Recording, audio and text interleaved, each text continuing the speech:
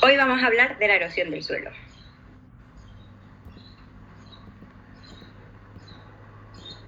En primer lugar, explicaremos qué es el suelo.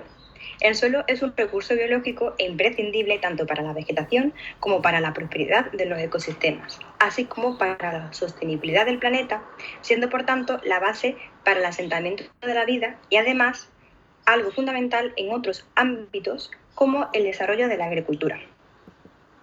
Ahí vemos una foto en la que se muestran las diferentes partes que puede tener el suelo, como la materia orgánica, humus, etc. Seguimos explicando con una breve introducción qué es la erosión del suelo. La erosión del suelo es un proceso de desgaste de la superficie terrestre. Se trata de un fenómeno discontinuo y lento que consiste en la movilización del desprendimiento de la superficie, que genera cambios en el aspecto del terreno y la pérdida de materia orgánica y minerales. Esto se produce como consecuencia del impacto de acciones geológicas como las corrientes de agua, acciones climáticas como lluvias o vientos intensos o por la actividad del ser humano como la deforestación.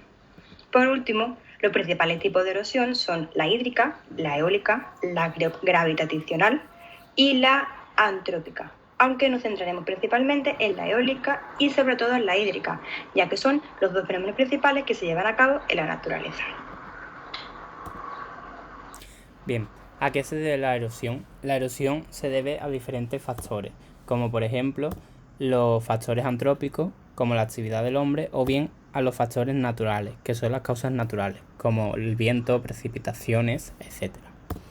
Dentro de los factores antrópicos vamos a destacar la deforestación, que lo que facilita el riesgo por erosión y por tanto la pérdida de la cobertura vegetal. El pastoreo excesivo es una actividad que favorece y facilita que se produzca la erosión en un terreno debido a la pérdida de su cobertura vegetal. Las prácticas agrícolas inadecuadas, como por ejemplo el tratado del suelo con diferentes plaguicidas y herbicidas, puede desembocar en la contaminación del suelo. También, si realizamos una roturación a favor de pendiente, lo que estamos haciendo es favoreciendo la erosión. También nos podemos encontrar con la extensión inadecuada del regadío, que consiste en explotar suelos que poseen una baja calidad agrícola, es decir, que son inadecuados para el desarrollo de los cultivos, como por ejemplo, podemos ver en la foto el uso de suelos salinizados. También podemos encontrar la sobreexplotación de los acuíferos. Esto produce un descenso en el nivel freático, haciendo que la mayoría de las plantas no lleguen a superar una época de sequía prolongada. También puede producir la entrada en el acuífero de agua del mar, es decir, que vamos a salinizar el agua con el que vamos a regar los cultivos. Otra de las prácticas es la minería y canteras a cielo abierto. Estas prácticas producen el desmonte del terreno, facilitando la erosión, y además en muchos de los casos la minería suele contaminar con metales pesados el suelo. Otro de los factores es el labrado de terrenos marginales. Esta práctica con el tractor facilita la erosión en aquellos terrenos que son fácilmente erosionables, como por ejemplo aquellos que poseen pendientes acusadas o bien que están en climas áridos. Y por último encontramos el abandono de tierras de cultivo. Con el transcurso del tiempo, el suelo va perdiendo su productividad debido al desarrollo de una intensa agricultura sobre él. Por tanto, si se abandona, esto suele desembocar en un suelo poco productivo y muy degradable. Por otra parte, nos encontramos con los factores naturales, entre los que podemos destacar los factores climáticos. Los más importantes son el viento y la precipitación. En el caso de las precipitaciones, no solo es importante la cantidad de precipitación, sino también su distribución a lo largo del tiempo. También nos encontramos con las características edáficas y el sustrato litológico del suelo. Estas propiedades, como la naturaleza del suelo, la textura, la estructura y la composición mineralógica, condicionan que el suelo sea mayor o menor susceptible a la erosión. Por lo tanto, en terrenos permeables la erosión es menor, puesto que los suelos producen una gran infiltración de agua. La topografía también influye, puesto que los suelos desarrollados en terrenos que poseen una pendiente acusada hace que el riesgo por erosión aumente. Normalmente es preferible la orientación hacia el norte, puesto que tienen más humedad y más vegetación. Y por último nos encontramos con la cobertura vegetal.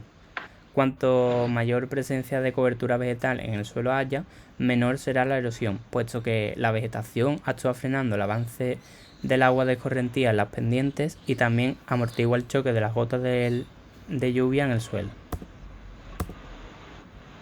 A continuación vamos a explicar los métodos para evaluar la erosión. Por los directos cualitativos. Tipo de erosión. El laminar es difícil de detectar. Consiste en la pérdida de una capa delgada más o menos uniforme donde las partículas son liberadas en un terreno inclinado.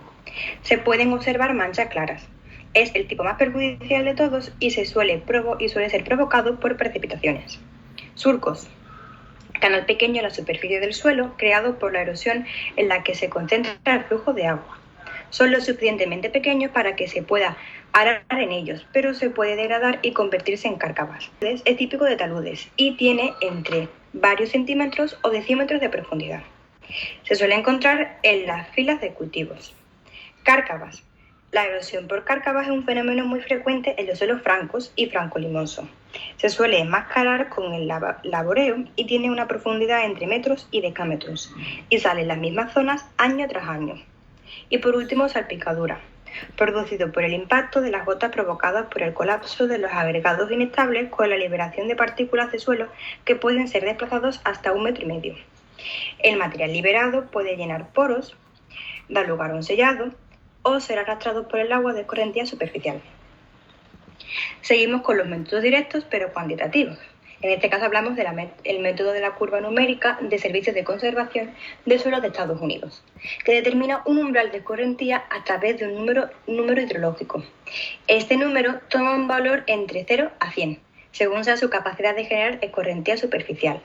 Valores cercanos a 0 representan condiciones de permeabilidad muy alta, mientras que los valores cercanos a 100 representan condiciones de impermeabilidad. El número de curva depende también del tipo hidrológico del suelo, el uso de la tierra y su tratamiento y condiciones de previa humedad. Y por último, en los métodos indirectos hablamos de la ecuación universal de la pérdida de suelo. Es un modelo diseñado para predecir la cantidad de pérdidas de un suelo por escurrimiento en áreas específicas bajo determinados sistemas de manejo y cultivos.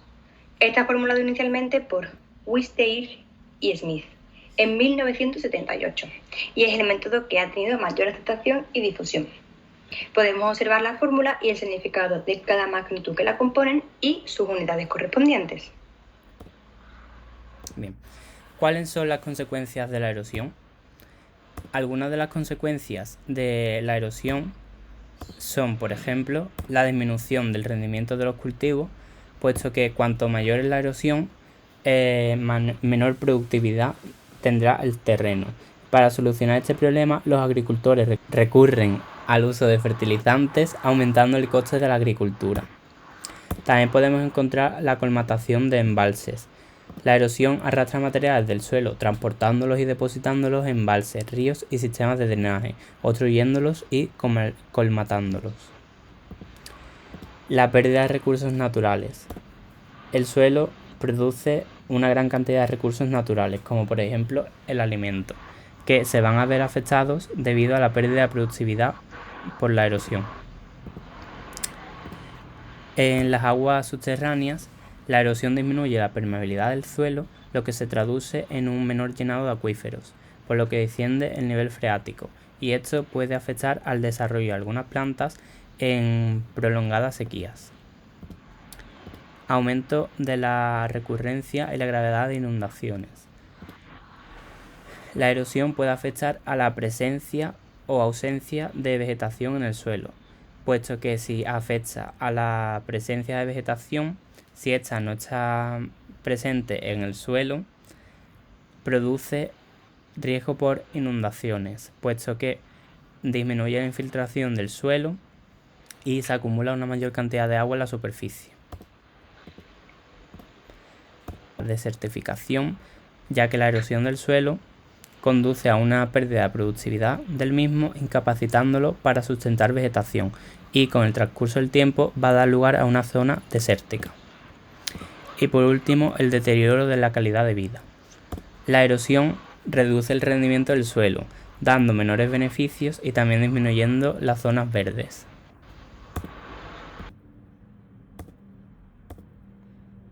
Esperamos que os haya gustado. Gracias por la visita y suscribiros al canal.